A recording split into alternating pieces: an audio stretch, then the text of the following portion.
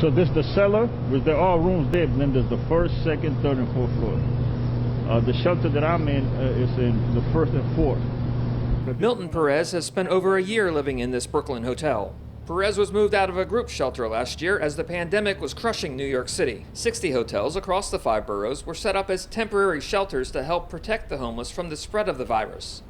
With COVID numbers down and the state of emergency in New York ending, plans are in the works to move about 9,000 homeless people out of hotels and back into group shelters.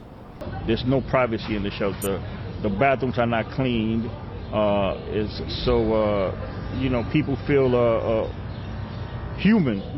If you've been in the shelter for I've been for 5 years, I feel more like a regular person being in a hotel than being in the shelter. For the first 2 months, I lost a good 15 pounds preparing my own meals with the microwave. We have a small refrigerator and such.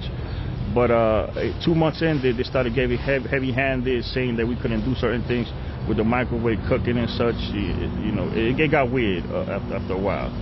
Perez's seasonal job with the Parks Department doesn't pay enough for him to be able to afford housing. He's hoping Mayor Bill de Blasio will sign a city council-approved voucher program for people like him who work but can't afford the market rate rent. A permanent living situation will be the way to go. Shelters are not the place to be, especially now with what's been going on. Neighbors around the hotels have voiced opposition to the homeless, citing noise, public urination, and trash. There's nothing that people do in the shelter that's not done outside of the shelter. So if you see people hanging out in the corner, you're going to see people hanging out in the other corner that live in the neighborhood.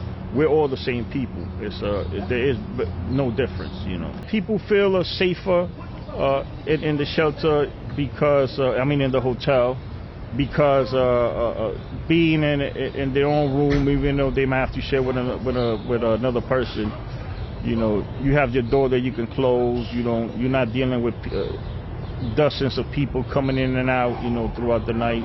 The mayor has set a deadline for the end of July for the homeless to be moved out of the hotels, but says the state still needs to sign off. Joseph Frederick, Associated Press, New York.